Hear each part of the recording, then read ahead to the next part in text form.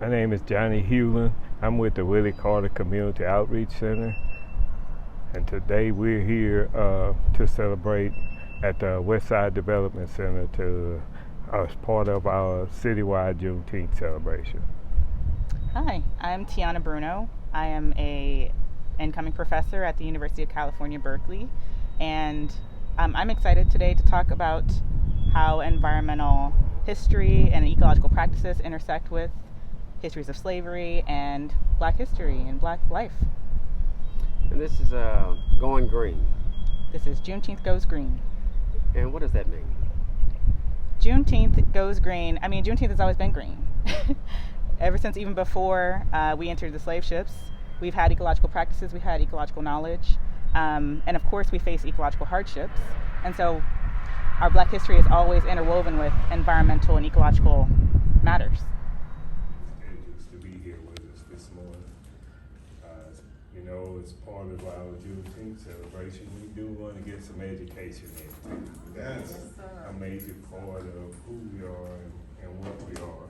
It's the lack of education that have crippled some of us. And so anytime we can get someone the caliber of Dr. Bruno to come in and share a little bit of history with us, it's always fantastic. All right. Hi, I'm Tiana Bruno. I'm excited to be here with you all in this intimate setting. I am currently leaving University of Texas in Austin. I'm an incoming professor at the University of California in Berkeley. And I'm from Houston, but my family is all from Port Arthur. So glad my aunts and cousins could be here today for my little discussion about environmental history, environmental justice, and Black ecologies as it relates to sort of histories of slavery and also freedom and emancipation. So I titled the talk, "A Place Worthy of Being Honored," which I'll get to how I got to that. But this talk will be about environmental justice and Black life, Black ecological life in the face of environmental justice. And this is Port Arthur. You just recognize it. So on the top we have Motiva, which is who gave us this building actually, but is also the largest refinery in the northern hemisphere. And then also we have these coastal settings. You usually have to position people within Port Arthur, but y'all know. So yeah, and then I'll get to why the tree is there and how I use trees as part of this research. So at the beginning of a lot of academic talks, there's this new tradition to sort of position, Mr. Johnny, can you press the slide? Could someone press the slide back there? Position where we are in relation to sort of histories of indigenous geographies, indigenous lands. And I particularly find it important because colonialism and conquest made way for slavery in its afterlives. They had to move people off the land and then have us work the land, right? And so I always acknowledge that Port Arthur is Atacama, Ishak, and Karankawa people's lands. Their ancestral lands, often called Creole Indians. And just to position us further, slide, please. Now you can see where all of this is in the context of Gulf Coast. But there's a website that has all of the, if you're interested in knowing what indigenous lands you're on ever, it's nativeland.ca. You can find out what lands you're on. Next slide, please. So usually I spend some time talking about the environmental sort of circumstances of Port Arthur, which in this case I don't need to do too much explaining. But like I said, we're right next to the large refinery in the Northern Hemisphere, also then the Valero refinery, and of course Total and many other industrial facilities, including the port as well. And then a waste site not too far. And then of course, as we all know, the hurricanes in themselves are an environmental hazard that we constantly face here, right? Slide. Thank you. Right, so what I want to do today is position all of this environmental sort of reality that we have here in Port Arthur, this predominantly Black, and for a long time it's been a predominantly Black city, especially the west side, which is most proximate to the refineries and has historically been so. It's said that the first sort of cluster of Black homes in Port Arthur was the labor homes next to the refinery. So the west side sort of began as these like where laborers who worked at the refinery lived, and then it sort of expands, and eventually Black folks become then segregated. So segregation wasn't always there, but once numbers sort of get to a tipping point where there is sort of conflict, racial conflict, Black folks are officially sort of segregated to the west side, right?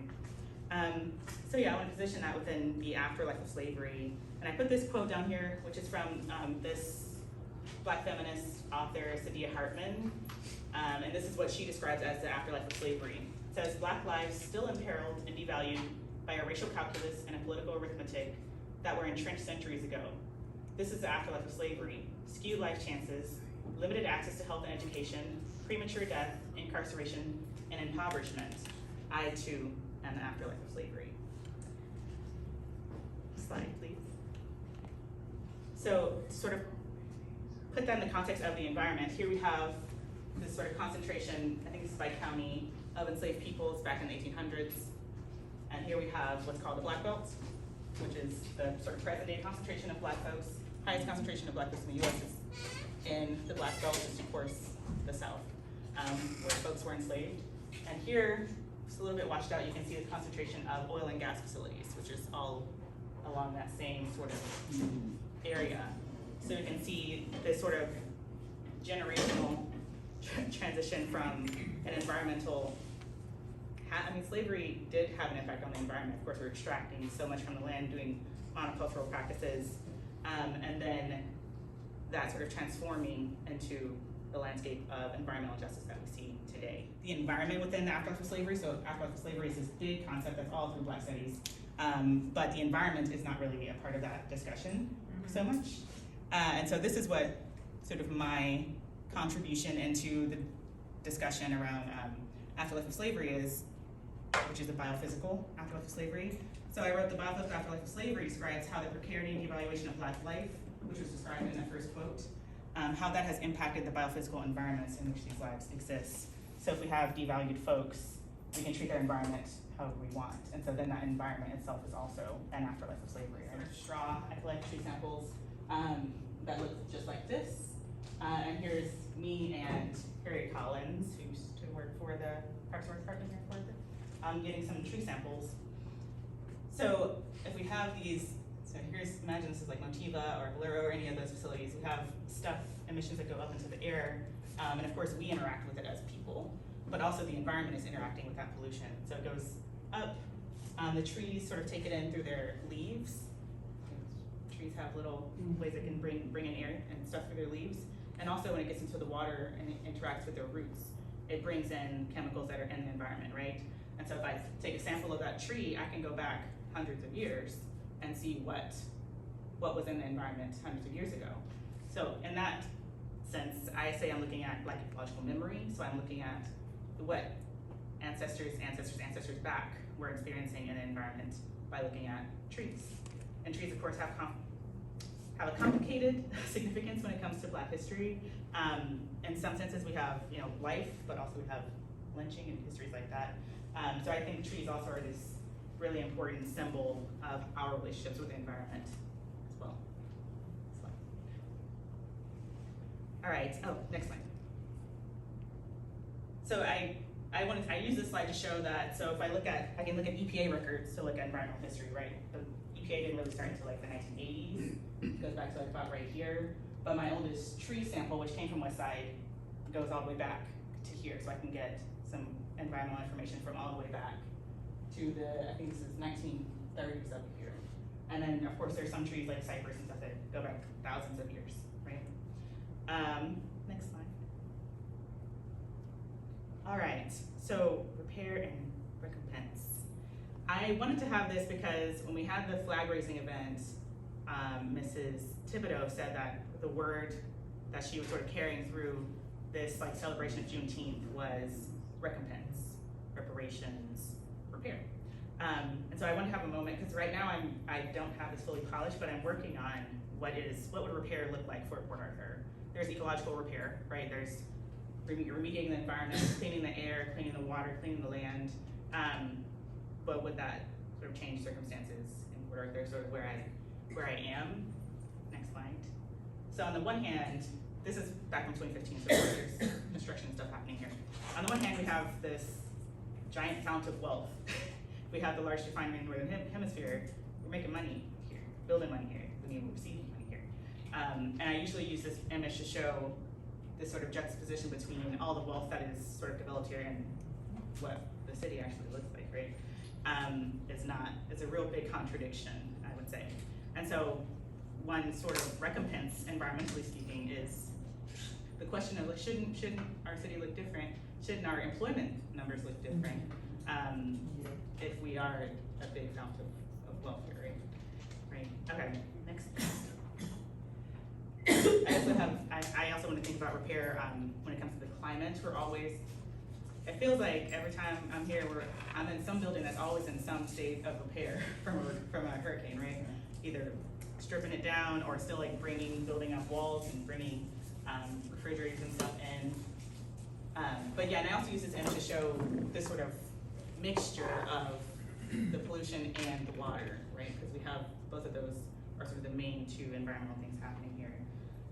And the form of repair, I would say, needs to uplift and sort of foreground Black life and Black needs, especially in the city, if we really want any sort of recompense.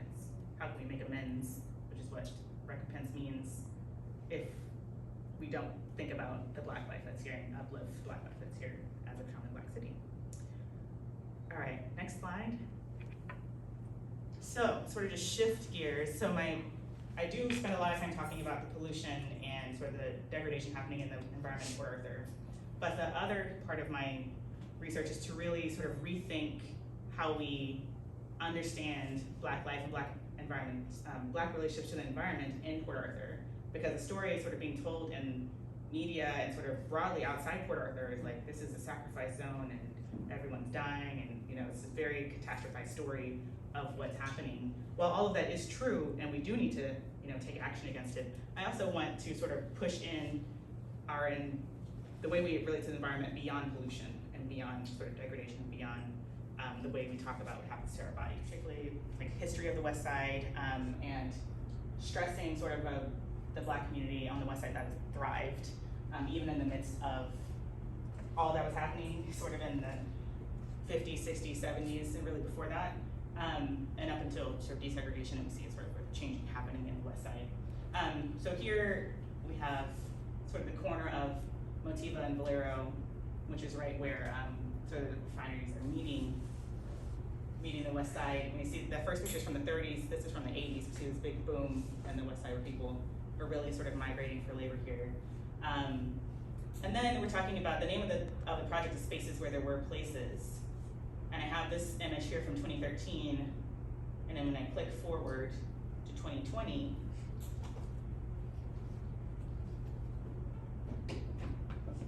we see Spaces Where There Were Places, which is what's sort of representative of what's happening on the West Side.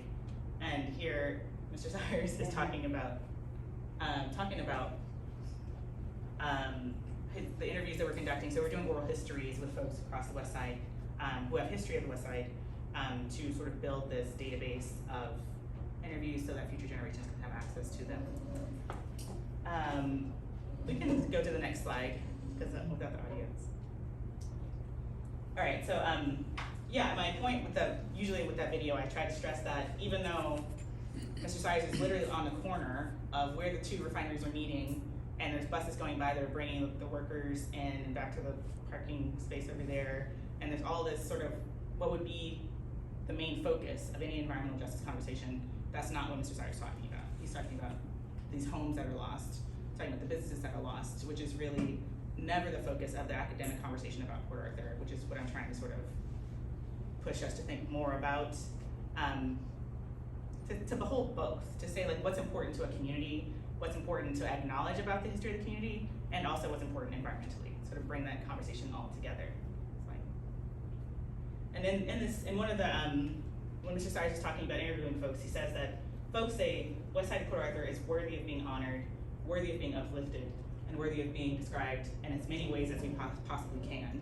And I italicize that to say, and more than just pollution, right? So yeah, that's why the name of the talk is A Place Worthy of Being Honored. I'm talking about particularly the west side.